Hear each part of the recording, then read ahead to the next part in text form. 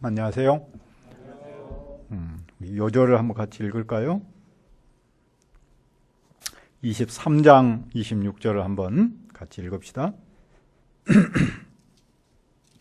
시작. 발람이 발락에게 대답하여 이르되 내가 당신에게 말하 이르기를 여호와께서 말씀하신 것은 내가 그대로 하지 않을 수 없다고 하지 아니하더니까. 은혜로우신 아버지 하나님, 여러 가지 어려움 속에서 저희들 예배하기 위해서 이 자리에 왔습니다.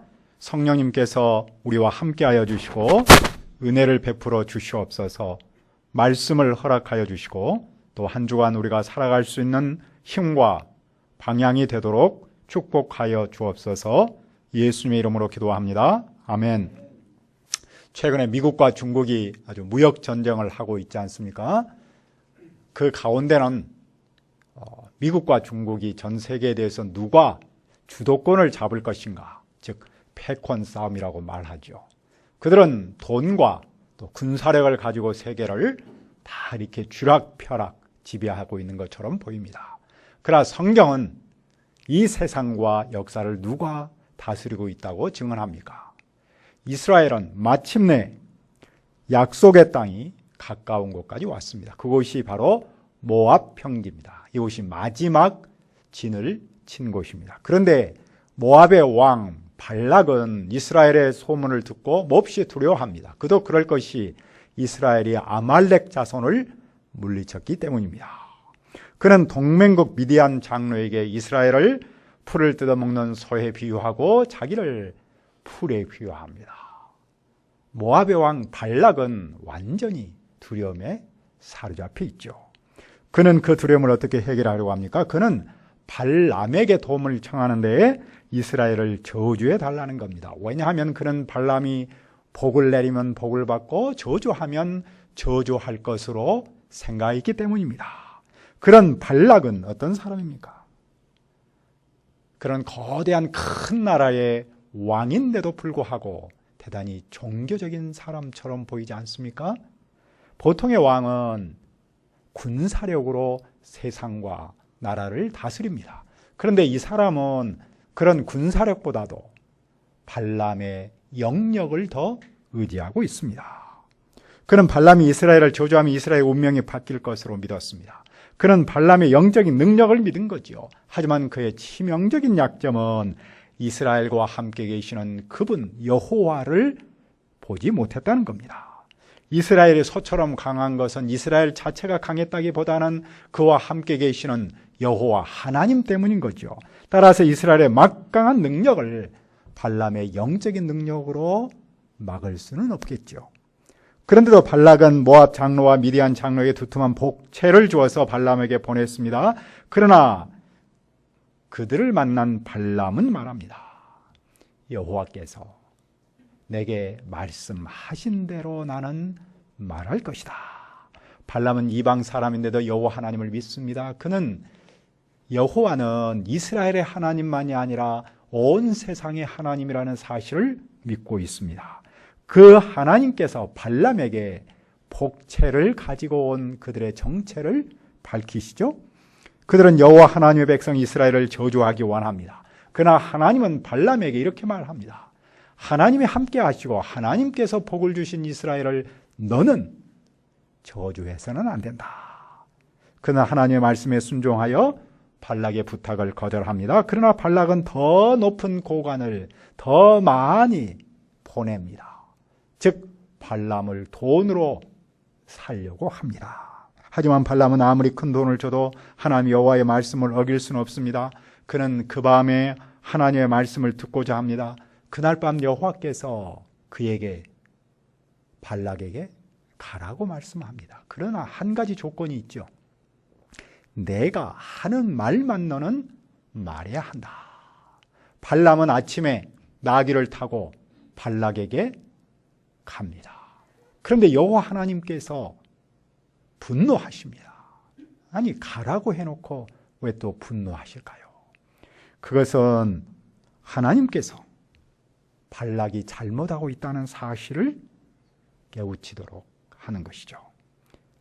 비록 허락을 했지만 하나님의 손길을 벗어날 수 없다는 사실을 깨우칩니다. 그런데 발람은 아직 그 하나님의 손길을 깨닫지 못합니다.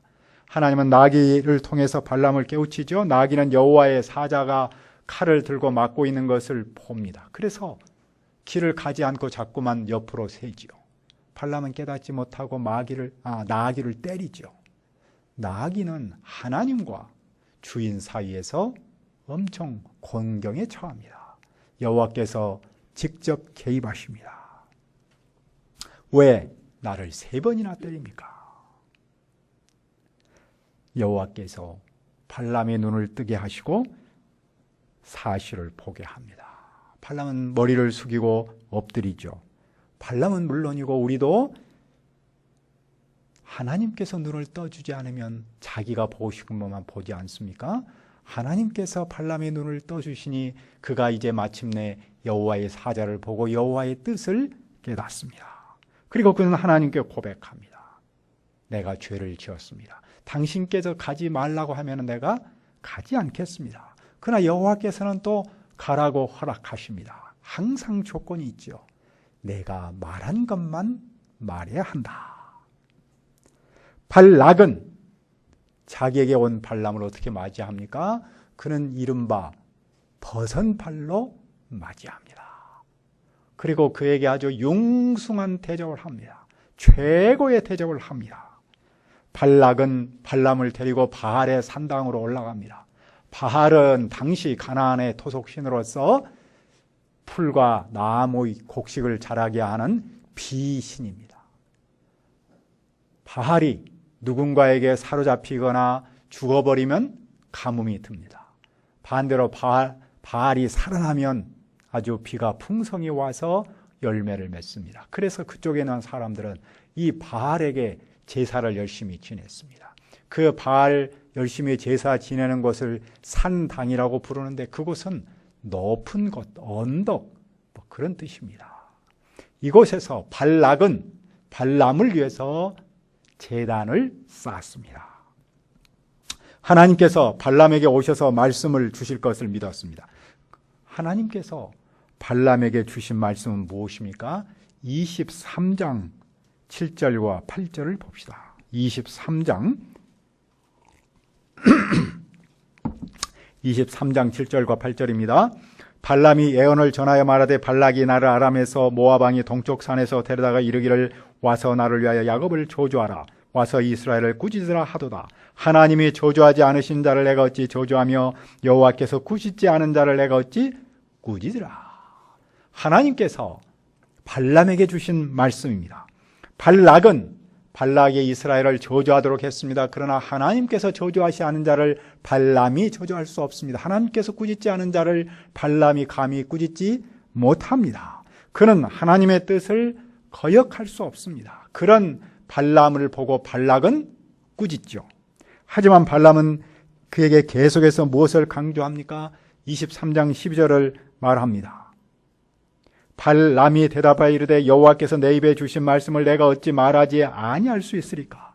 발락은 발람에게 이스라엘을 저주하도록 요구하지만 발람은 그렇게 할 수가 없습니다. 왜냐하면 발락은 아무리 강요할지라도 발람이 하나님의 뜻을 따를 수 없기 때문입니다. 왜 그렇습니까?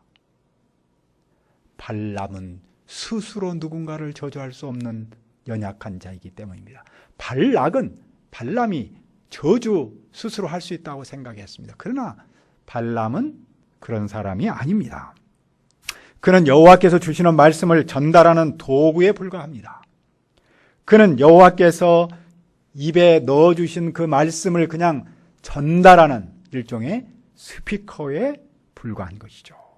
따라서 발락의 계획을 따를 수가 없습니다. 그의 음모를 동조할 수가 없습니다. 여호와께서 그의 악을 막기 때문입니다. 발람은 물론이고 발락조차도 여호와께서 원하시지 않는 것을 할 수 없는 겁니다. 그런데도 발락은 물러서지 않고 발람을 유혹해서 이스라엘을 저주하도록 합니다. 하나님은 발람을 통해 발락에게 메시지를 전합니다. 자, 23장 19절을 읽읍시다. 23장 19절입니다. 시작. 하나님은 사람이 아니시니 거짓말을 하지 않으시고 인생이 아니시니 후회가 없으시도다. 어찌 그 말씀하신 바를 행하지 않으시며 하신 말씀을 실행하지 않으시리라. 하나님은 사람이 아닙니다. 그래서 거짓말하지 않습니다. 사람은 왜 거짓말합니까? 거짓말하고 싶어서가 아니라 연약해서 그렇습니다. 사람은 왜 후회합니까? 자기가 그것을 다시 어떻게 해볼 수 없는 능력이 없어서 그렇습니다. 그러나 하나님은 사람이 아닙니다. 약속을 지킬 수 있는 힘이 있습니다. 후회하지 않을 능력이 있습니다. 사람과 하나님은 본질이 다릅니다. 하나님께서 축복하시겠다고 약속하셨기 때문에 끝까지 축복하십니다. 그것을 발람이나 발락이 바꿀 수 없습니다. 이스라엘을 축복하려는 하나님의 마음을 저주하도록 바꿀 수 있는 사람은 아무도 없습니다. 사람은 때에 따라서 말을 바꿀지라도 하나님은 그렇지 않습니다. 특별히 또한 하나님은 야곱의 허물을 보지 않고 이스라엘의 반역을 보지 않습니다. 그들의 하나님 여호와께서 오히려 그들과 함께 하시고 그들을 보호하시고 그들을 인도하십니다. 그래서 이스라엘은 암사자같이 일어나고 숫사자같이 일어나서 움킨 것을 먹습니다. 이스라엘은 주변 나라를 물리치고 약속의 땅을 차지합니다. 하나님께서 이스라엘을 함께하고 축복하고 계시기 때문입니다. 발람은 다시 강조합니다. 23장 26절을 읽어봅시다. 23장 26절 시작. 발람이 발락에게 대답하여 이르되 내가 당신의 말하려 얘기를 여호와께서 말씀하신 것은 내가 그대로 하지 않을 수 없다고 하지 아니하시나이까. 발람은 발락에게 계속해서 같은 메시지를 전합니다. 아니 여호와 하나님께서 발람을 통해서 반복적인 메시지를 전합니다. 그것이 무엇입니까? 하나님께서 말씀하신 바를 내가 말하지 않을 수 없다. 나는 하나님께서 내 입에 주신 말씀만 전할 뿐이다. 발락은 저주하기를 원했지만 하나님께서 주신 말씀은 축복입니다. 저주하는 대신에 축복을 전하는 발람을 통해서 무엇을 배울 수 있습니까? 첫째로 하나님이 함께하는 사람은 자기 생각이 아닌 하나님의 말씀을 말해야 합니다. 그가 그럴 생각이 없을지라도 그는 그렇게 하고 싶지 않을지라도 하나님께서 말씀을 주시면 그 말씀을 전할 수밖에 없습니다. 왜냐하면 하나님께서 그 사람을 그렇게 쓰시기 때문이죠. 그렇다면 하나님께서 처음부터 세우신 말씀의 종은 어떻게 할까요? 당연히 하나님께서 하신 말씀을 증언해야 합니다. 말씀의 종은 하나님께서 말씀하신 것을 그대로 말해야 할 뿐입니다. 말씀의 종이라고 하면서 자기 말을 한다면 본질에서 어긋나는 것이겠죠. 말씀의 종이 말씀을 그대로 증언하려면 어떻게 합니까? 말씀을 바르게 들어야 합니다. 오늘날 말씀을 바르게 듣는다는 것은 하늘로부터 직접적인 음성을 듣는다는 것이 아니죠. 하나님께서 이미 우리에게 주신 기록된 말씀, 성경 말씀을 바르게 깨닫는 데 있는 것이죠. 하나님의 말씀을 바르게 깨달으면 그 말씀을 바르게 증언할 수 있습니다. 그러니까 말씀의 종이라고 하면서 하나님의 말씀을 증언한다라고 하면서 하나님의 말씀을 바르게 깨닫지 못한다면 그것은 얼마나 큰 모순입니까? 하나님의 말씀을 바르게 증언하지 못하면 교회와 세상은 영적으로 굶주릴 수밖에 없습니다. 병들 수밖에 없습니다. 하나님께서 일찍이 아모스 선지자에게 이런 말씀을 하셨습니다. 주 여호와의 말씀이라 보라 날이 이를지라 내가 기근을 땅에 보내리니 양식이 없어 주림이 아니오 물이 없어 가람이 아니로 여호와의 말씀을 듣지 못한 기간이라. 아모스 시대에 하나님께서 그 세상에 기근을 보냈습니다. 그런데 참으로 안타깝게도 양식이 없어서 배가 고픈 것도 아니고 물이 없어서 목마른 것도 아니었습니다. 그들이 굶주렸던 것은 하나님의 말씀을 듣지 못했기 때문입니다. 그 당시도 수많은 선지자가 있었습니다. 그런데도 불구하고 하나님의 말씀을 하나님께서 주신 대로 바르게 증언하지 못했기 때문인 것이죠. 이런 말이 있습니다. 홍수가 나면 물이 얼마나 많습니까? 그런데 정작 마실 물이 없습니다. 요즘 세상은 어떤 점에서 말씀의 홍수 시대처럼 보입니다. 유튜브를 통해서 하나님의 말씀이라고 하는 것들이 정말 넘쳐나고 있습니다. 하지만 엄밀한 의미에서 자기 생각, 경험, 무슨 인문학 이런 것들을 하나님의 말씀에 섞어서 전달하는 경우가 더 많아 보입니다. 하나님의 말씀을 바르게 듣지 않기 때문에 바르게 증언하지 못하는 일들이 있다는 것이죠.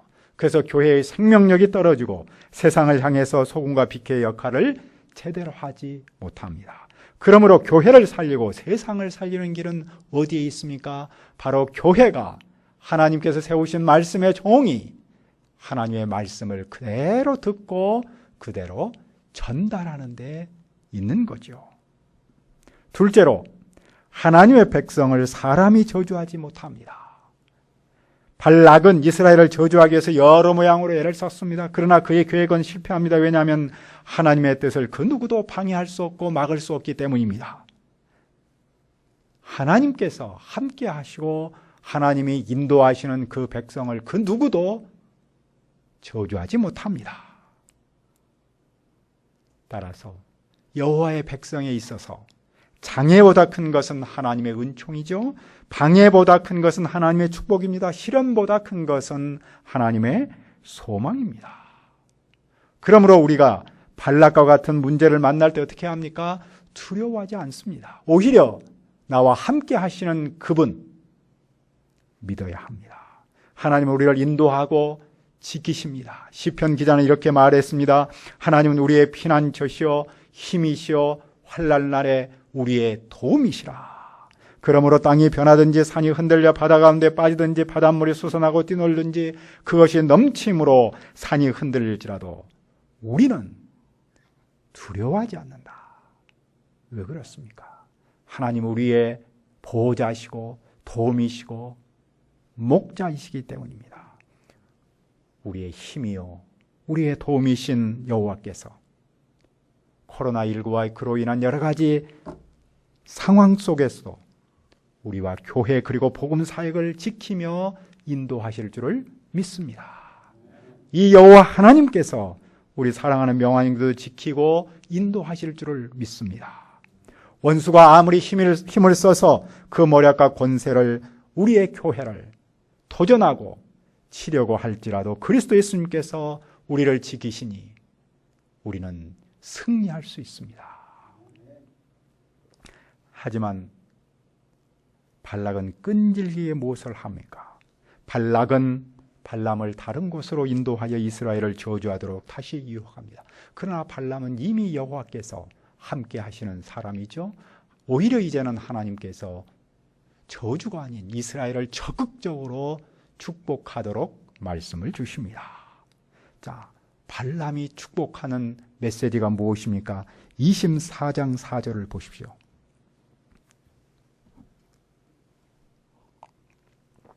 하나님의 말씀을 듣는 자, 전능자의 환상을 보는 자, 엎드려서 눈을 뜬 자가 말하기를 발람은 눈을 감았었는데 성령님의 도움으로 눈을 떴습니다. 그는 하나님의 말씀을 듣는 사람입니다. 더 나아가서 이제는 이스라엘을 적극적으로 축복합니다. 미래를 예언합니다. 이스라엘은 곧 가나안에서 살 것인데 그곳은 정말 아름답습니다. 그곳은 골짜기 같고 강가의 동산 같으며 물가의 백양목 같습니다. 그 물통에서는 물이 넘칩니다. 그 힘은 들소처럼 강합니다. 적국을 삼키고 화살로 쏘아 꿰뚫습니다. 이스라엘의 안고 눔이 수사자와 암사자 같습니다. 이스라엘을 축복하는 사람은 복을 받지만 저주하는 사람은 저주받습니다. 발락은 이스라엘을 축복하는 발람을 압박하고 은금으로 유혹하지만 발람은 여호와께서 주신 말씀을 말씀할 수밖에 없습니다. 그 하나님께서 이스라엘을 축복하는 말씀 중에 가장 핵심은 무엇입니까? 24장 17절을 한번 읽읍시다. 24장 17절 시작. 내가 그를 보아도 이때의 일이 아니며 내가 그를 바라봐도 가까운 일이 아니로다. 한 별이 야곱에게서 나오며 한 규가 이스라엘에서 일어나서 모압을 이쪽에서 저쪽까지 쳐서 무찌르고 또 책의 자식들을 다 멸하리로다. 별은 왕을 상징하고 규는 왕이 들고 다니는 홀입니다. 장차 이스라엘에서 왕이 나타나서 모압을 무찌르고 그 주변 나라를 통일할 겁니다. 이스라엘이 오늘은 주변 나라보다 연약하지만 내일은 그 주변 나라를 모두 통일하는 강한 나라가 됩니다. 이 말씀이 당시 이스라엘 공동체에 주는 의미가 무엇입니까? 첫째로 이스라엘의 장래는 밝다는 거죠. 약속의 땅으로 가는 이스라엘은 대적의 모략에 따라서 멈추거나 가로막히지 않습니다. 왜냐하면 여호와께서 그들과 함께 하시기 때문입니다. 여호와께서 함께 하시면 저주 가운데서도 복을 누릴 수 있고 고난 가운데서도 복이 임하죠. 둘째로 이스라엘은 세상을 정복합니다. 하나님은 이스라엘에 한 왕을 보내십니다. 그 한 왕을 통해서 이스라엘의 역사가 완전히 바뀝니다. 그 한 왕은 다윗 왕이면서 예수 그리스도이십니다. 다윗 왕이 와서 주변 나라들을 다 통일했습니다. 예수 그리스도께서 오셔서 온 세상을 다스리십니다.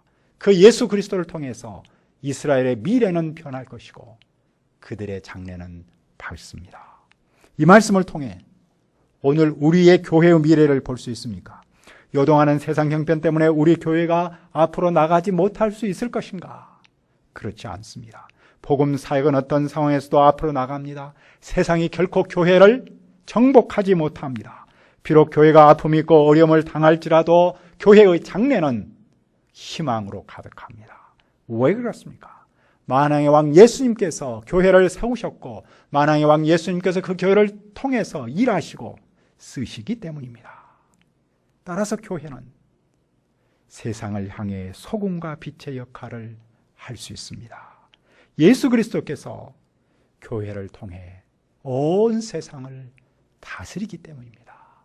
말씀을 통해서 인도하시기 때문입니다. 그러므로 이 세상을 누가 다스립니까? 강대국이나 돈이 아닙니다. 바로 여호와이십니다. 여호와는 그 말씀으로 세상을 다스립니다. 그러므로 중요한 점이 무엇입니까? 교회가 말씀의 종이 하나님께서 입으로 주신 그 말씀을 그대로 세상을 향해서 증언하는 데 있지 않겠습니까? 그러면 하나님께서 우리의 가정과 교회와 이 시대를 인도하고 보호하고 쓰시며 살리실 줄 믿습니다. 성령께서 우리가 여호와의 말씀대로 우리에게 주신 그 말씀대로 그대로 증언할 수 있도록 도와주시기를 기도합니다. 은혜로우신 아버지 하나님, 여호와 하나님은 우리와 함께 하시고 우리를 지키시고 보호하고 인도하며 쓰신 줄 믿습니다. 여호와 하나님만이 세상의 주인이심을 믿습니다. 여호와 하나님께서 말씀을 주셔서 말씀으로 세상을 인도하신 줄 믿습니다. 그러므로 우리가 어떤 어려움 속에서도 희망을 갖고 믿음을 갖고 다만 우리에게 주신 그 말씀을 그대로 증언할 수 있도록 도와주시옵소서. 예수님의 이름으로 기도합니다. 아멘.